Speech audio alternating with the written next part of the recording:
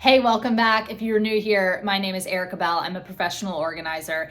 To be honest, I struggled with what to call this video, so the fact that you're here, I am glad, and I hope you will find use and benefit from this video. Basically, this is going to be organizing tip for a bit of an older demographic, an aging population. I have a lot of clients who aren't young moms, right? So I think there's a lot of things on YouTube right now for the young professionals or young moms, like parents specifically. And I've had a couple people comment that, hey, there's not a whole lot of stuff out there for kind of an older demographic. And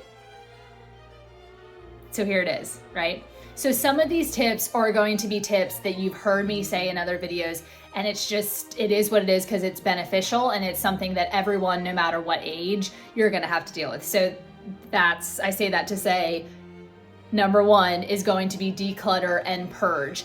And I think I'm gonna do another video specifically on purging and kind of what that looks like, all of those things, because as we get older, we've just lived longer lives, right? So we have more things.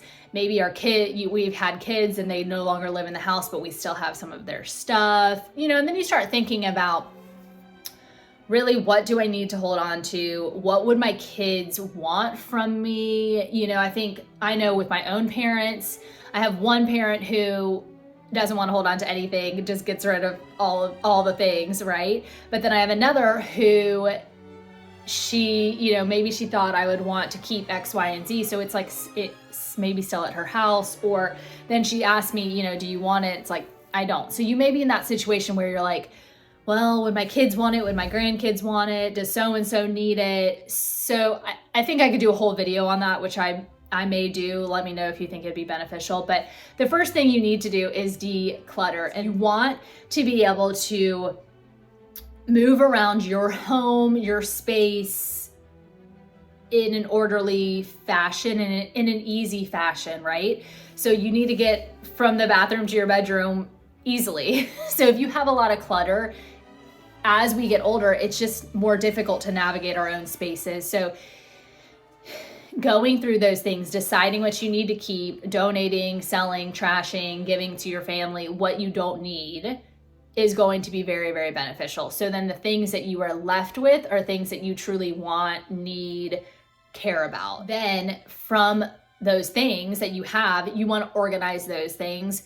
And I'm going to suggest that we organize them with labels. So I have a lot of other videos that takes you step by step about like how to organize things specifically, like the steps I use for each project. So this kind of won't be that, but I will say that your next thing after you declutter is going to be organizing. And I'm going to suggest again that it's organizing with labels. So it's clear, it's easy, there's no guessing.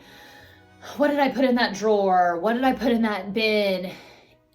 You can get all sorts of labels, whether it's like stick-on, you can get a label machine, anything like that. Make it easy so that you're not questioning things and you're not getting out and dealing with things that you don't really need, right? You're not getting a bin out that you don't actually need to use at that moment. Okay, think about accessibility. All right, so I think this is kind of a good thing for any client, but especially kind of aging adults. So nothing on the floor. I just personally do not like a lot of things on the floors. Now, listen, I get that sometimes it's practical to use storage underneath your bed. And if we're working with small spaces, I totally understand that. I get that. But the more things we have on the floor, the harder it is to clean. The more, it kind of attracts dust. We're not usually like getting those items in and out to like clean. And I just don't prefer it, right? And a lot of things, if we're storing things on the floor, I don't always like the look of them. Again, I get it if it's practical, we have a small space, all that. But if you are an aging adult, I would highly suggest not using the floor. You don't want to bend over, pick something heavy up, anything like that. Another thing I would usually suggest would be to use your vertical space. This is not going to be somewhere where I do suggest that. Things that are high up that you have to get a ladder out, or is like just clumsy to get to, let's not do that, okay? So something beneficial, not using the floor, not using high up. I would suggest using like the backs of doors as much as possible. Using behind doors is such an underutilized space in so many arenas. So you can use it on the back of a bathroom door for toiletry items. You can use it in your room for shoes. You know, you can use it in your pantry for cans, for, you know, on the back of your laundry room for cleaning supplies.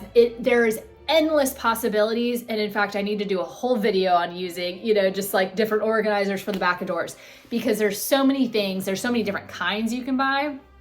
But even just like I'll put one here, like one that has a clear container, like clear spaces that are usually used for shoes. There's so many possibilities for it. And I would highly suggest using that, because you'll be able to still get to all of the things. It's easy, and it's really maximizing the space that you have. Everyone has doors, right? You know, so it's just maximizing that space. Okay, the next thing, establish a daily tidying routine.